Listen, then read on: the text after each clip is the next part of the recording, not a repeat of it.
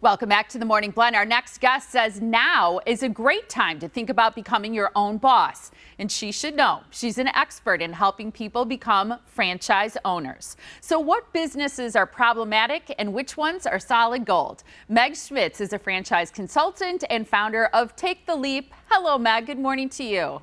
Great to see you again. Great to see you, too. I love that you consult with people about becoming franchise owners. And I bet you sort of try to match not just their lifestyle and budget, but also their personalities with a business that might work for them. Yes, I have three pillars that go into the work that I do with every candidate looking to own their own business. And that's, pardon the rhyme, but your wife, your life, and your money. If those three things are important to you, they're important to me. So in every conversation, we make sure that as the conversation progresses, that this business ownership goal is going to preserve what works already and enhance life going forward. I love what you do and your advice. Let's talk a little bit about world events. We hear so much about inflation, especially gas prices, grocery prices, which affect all of us. But how do you think these world events are possibly impacting business owners right now? Yeah, it's interesting, Molly, because I was moderating a symposium last week for small business owners in Milwaukee, actually. And while the world events are in the media, they're not necessarily impacting what our consumers want every day. I'm in the process right now. I'm an employer as well as a business owner. I'm in the process of expanding right now because my clients want more. And so although the news is out there, it's not necessarily impacting how consumers are spending their money and what they want today. See, I think that's good news. So I would love for you to expand a little bit on this idea that now is not a bad time to consider a franchise. Now is a great time because what people don't necessarily have is their own entrepreneurial idea. And the nice thing about owning a business that is already franchised is that the business model has been proven.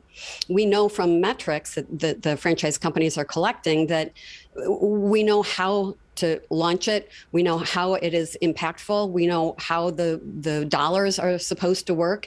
And these franchise companies are really carefully monitoring. So you just mentioned gas prices. They're really closely monitoring the cost of labor, the cost of gas, and how those line item expenses are going to impact the bottom line. So for people who want to diversify, but they don't have their own business idea, franchising is like business ownership with training wheels, and now is a great time. I love what you just said. Franchise owning is like business with training wheels. I get it.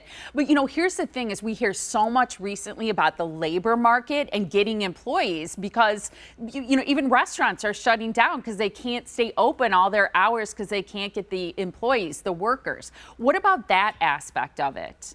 So this is how I consult with people too, is to take into account what are the current events going on. I wouldn't put somebody into a restaurant right now. I wouldn't put them into an industry where the labor is such an uphill push that there's no profitability. Now, that said, there are a lot of people, for instance, at that symposium last week, who are talking about how much business they have. So you have to take into account what is the business. Is the marketing driving people to your business? And then how are you staffing? How are you employing people for retention so that you capture the really good employees and keep them? And again, I'm wearing this hat right now for a couple of my businesses. It's a competitive labor market, but I know and I can advise people on how it is that they can attract those employees to a business that is essential and recession resistant and be profitable and make money. That's really why you want to own a business. So give us the scoop. I'd love this idea of solid gold. Which franchises are standing the test of time? They're the same as always, quite frankly, Molly. If you have a leaky toilet, you've got water on the floor, you got water in your basement, you want it gone and your insurance company agrees. It doesn't matter what's happening. If you're locked out of your car, and we talk about kids and over the last couple of years, kids, pets, and parents. It's summertime now. Kids are out of school. What are you doing with your kids? So education, tutoring, enrichment classes, again, for seniors too. Anything around your house. Anything around your, and especially right now, summer, people want to be outside. So you think about your lawn and pest control. Stand the test of time. Yeah, and sort of pandemic proof because we want to get outside, especially during these times that we were shut in the house when the weather gets good. Okay, so I want to know, who do you want to work with? For example, would I be a good candidate to own a franchise? If you have never considered owning, Molly, your own business, I would love to talk to you right now. One analogy I use is if you've already got a boyfriend and you're going to come to me as a matchmaker to help you find a different boyfriend, I need to know that you're not going to go back to your current boyfriend again. Because once you're emotionally attached to something, whether it's a restaurant or whatever it might be, once you're attached emotionally, people want me to help them confirm that they're down the right track. It's also kind of like being an interior decorator. If you want me to design around a couch and the couch doesn't fit, I really can't help you. So I really want to talk to somebody right at the very beginning when they have interest, and I can help to mold, again, your wife, your life, and your money. I need to know what your goals are so that I can find the right fit and not try to mold around something that you're already committed to. And I love that idea, Meg.